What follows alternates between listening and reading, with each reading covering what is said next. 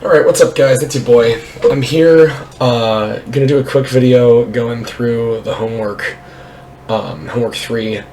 This is gonna be hopefully pretty useful for those of you who've had some trouble with this. I want to go through all of these and explain how we do them. So I'm gonna try to do this as one video, unlike a lot of my stuff that I make for you guys, where I do like separate videos for each question. I think here I'm just gonna try to do the entire thing in one take. Let's see how we do. Okay, so this first question is about graphs. We have position as a function of time, classic position time graph. We got a moving object, it's being represented by this graph. The data on this graph is represented by this table as well. Use the information for questions 1 through 4. Okay, so this table here, basically, this is just so that when you look at this graph, you can tell exactly what the numbers are. I added this as well. So like for instance, you don't have to look at this and eyeball it and say, is this like, you know, it's a little bit above 10, is this like 14, is this 13, is this 12? We can go over here and see that at time t equals 6, this is 14, right? So that's what this table here is for. This is just the table of this line. I was hoping that would make it a little bit easier to read. Okay, so the first question is an easy question. What is the velocity of the object between 0 seconds and 2 seconds? So, velocity of an object we can find on a position time graph by doing distance over time, right? So position over time is delta x over t, which is what velocity is.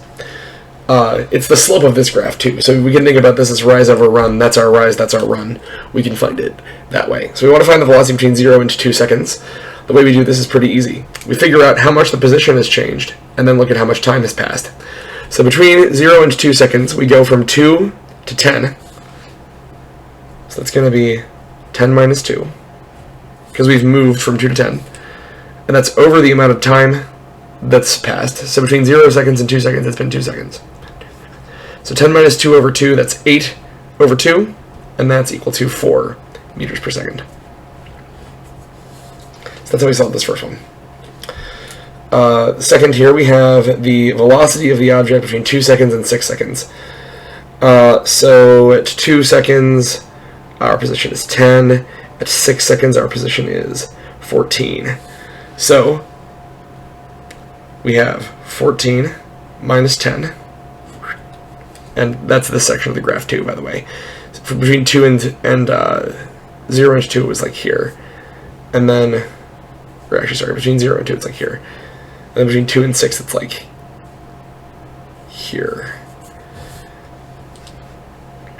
So between 2 seconds and 4 seconds, at 2 we're at 10, at 6 we're at 14. So 14 minus 10. And then it's been between 2 and 2 and 6 seconds, that's 4. So 14 minus 10 is 4 over 4. That's 4 over 4, which is 1 meter per second.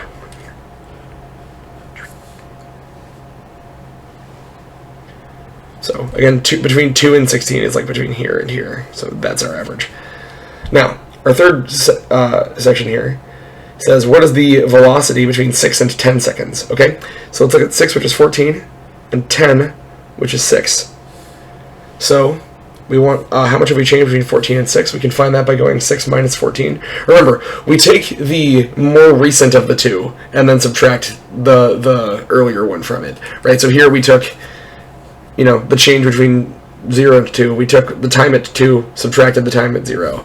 Here we took the time at 6, subtracted the time at 2. Here we took the time at 10, subtracted the time at 6. So we get 6 minus 14. And then between 6 seconds and 10 seconds, that's 4 seconds have passed. So 6 minus 14 is negative 8 over 4. It's going to be negative 2 meters per second, it says. And then, what is the average velocity of the object over the course of its journey? Average velocity is going to be between here and here. This is the whole thing. So actually, we're finding the slope of like this for the average. So at 20, we're at negative 14. At 0, we're at 2. So we can say negative 14 minus 2. And the amount of time that passes is 20 seconds. So negative 14 minus 2 over 20 seconds. That's negative 16 over 20, which is negative 8 over 10, which is negative 0.8. And I meant to make this say negative 0.8. That's my bad. So I'm going to count this as, that's negative. I'm going to count this as correct.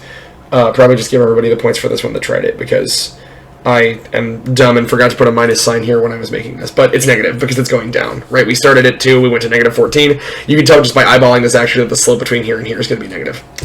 So that's the first page, pretty easy. Again, the thing I just want you guys to know is that you can find the velocity on a position time graph by looking for the slope. And you find the slope by going rise over run, or x over t in this case. And of course the way you do that is you take the final time minus the initial time, or sorry, the final position minus the initial position, or xf minus xi, right? This is how we defined delta x in our class too, and then divide that by the amount of time that's taken place. So that's how we do this first part.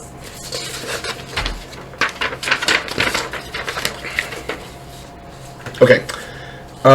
Ooh, this problem got cut off a little bit in the top. That's a little annoying. Okay. But we have a car and a delivery truck that are both starting from rest, and they accelerate at the same rate. But the car accelerates for twice the amount of time as the truck. What's the final speed of the car compared to the final speed of the truck? Okay, let's think about this. We have a car and we have a delivery truck that are both starting from rest. They're accelerating at the same rate. So A for the car and A for the truck are equal, right? Acceleration for the car and acceleration for the truck are equal. If we have a car accelerate for twice the amount of time as the truck, what is the final speed? Okay, so we can think about this. In our equation, we have velocity, final velocity, equals initial velocity plus acceleration times time. This is our equation, kinetic equation number 1, that uses final velocity from initial velocity, acceleration, time. So notice here how this acceleration gets multiplied by t, and this is t to the first, right? This isn't t squared like it is in our fourth kinematic equation. So what that means is that the change to the final velocity, let's imagine that these both start with an initial velocity of 0, so we get rid of this. We could just say that final velocity equals acceleration times time, right? If I have twice the acceleration, multiply this by 2, I'm going to get twice the final velocity. Because this t is to the first power, we're not going to get a higher rate on our final velocity from increasing the time, or the time on 1, right? If we multiply this by 2, we're going to multiply this by 2. This is not getting squared. So it's going to be twice as much.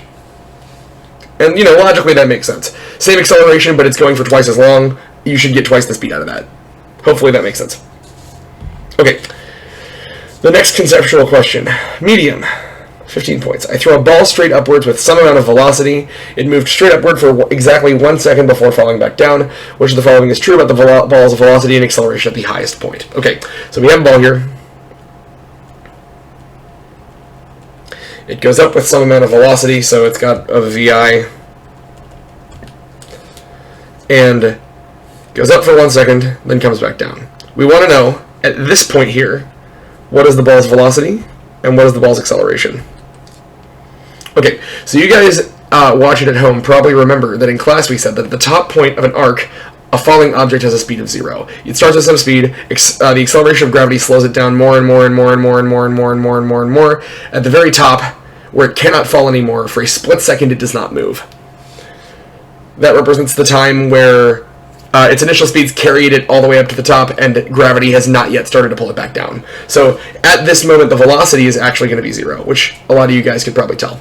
Now, the acceleration, however, notice the whole time this thing is here, it's accelerating down. And the acceleration is caused by gravity, so it's going to be equal to negative 9.8. Or 9.8 in the downward direction, right?